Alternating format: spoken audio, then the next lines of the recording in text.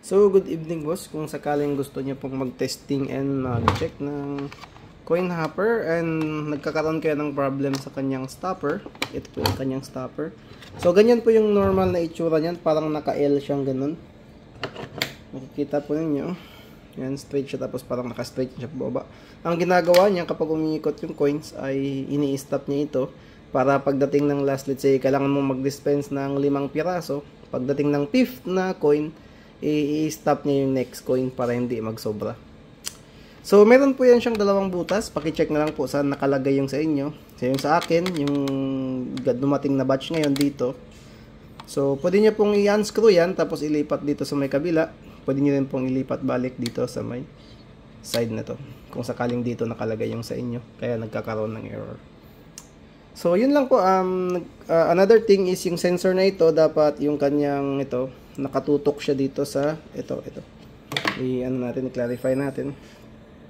Kung makikita niyo itong LED na to, IR LED yan. Pansin mo nakatutok siya pababa, di ba boss? Kasi nakatingin yan siya dito. So, bali parang nag-connect yan sila via ilaw. So, pag dumadaan kasi yung coin, boss, di ba, pag dumadaan yung coin, nabablock yung ilaw. So, doon nalalaman ng hopper kung ilan yung dumaan, kung ilang beses na block yung ilaw dito. So, itong stopper yung first na ayusin niyo. Then, check niyo kung, kasi minsan, pag, syempre, shipping, hindi man natin makontrol or natatamaan natin, minsan nahihila itong LED na to palabas. Di ba? Instead na nakatutok talaga siya pababa, naka-bend siya ng konti. Another thing naman ito, minsan nahihila din kasi ito, boss, itong wire na to, yung receiver. Ito kasi yung transmitter, ito yung receiver ng ilaw. So, minsan nahila ito, isuksok mo lang or i-push mo lang ulit papasok. Tapos. So, ang pag-testing sa kanya, simple lang naman, kailangan mo lang siyang isaksak. Okay.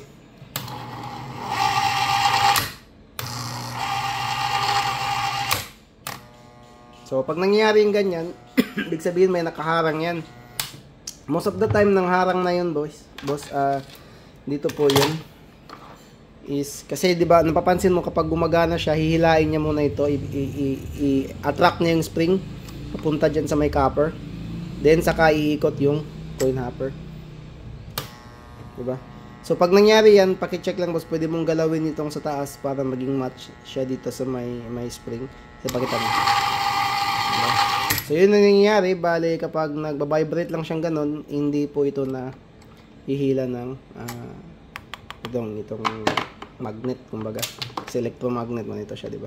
So, pwede mo siyang i-bend pataas. So, yung ginagawa ko mostly, pwede mo rin siyang i-bend pababa. Depende sa saan siya maayos. Diba? So, binend ko lang siya ng konti pataas. Okay. Diba? Kasi kanina, kaya yun siya hindi, kasi malakas yung spring sa baba, kumbaga. Or tumatama siya sa mali. Hindi niya tinatamaan itong itim. Kasi bali, dapat tatamaan niya kasi yung itim para ma-push itong itim pababa, tapos mag-start na umikot yung motor dito sa taas. So, ang ginawa ko is binend ko siya pataas. Binend ko siya in this direction. Okay. Kahit hinahinay lang, wag mo naman kailangan lakasan. Kasi nangyayari yan, boss, na hindi na naman natin ginugusto, pero nangyayari yan sa shipping. Kasi ako, bumibili rin tayo, no? So, sa supplier namin, pinapadala sa amin, sa box din naman yan. So, minsan, kapag nagbabox sila namin siya ito na nabibend sa mga box, siguro nahihilap baba. So, kailangan mo lang siyang hilain ng konti pa taas. Okay, in that way,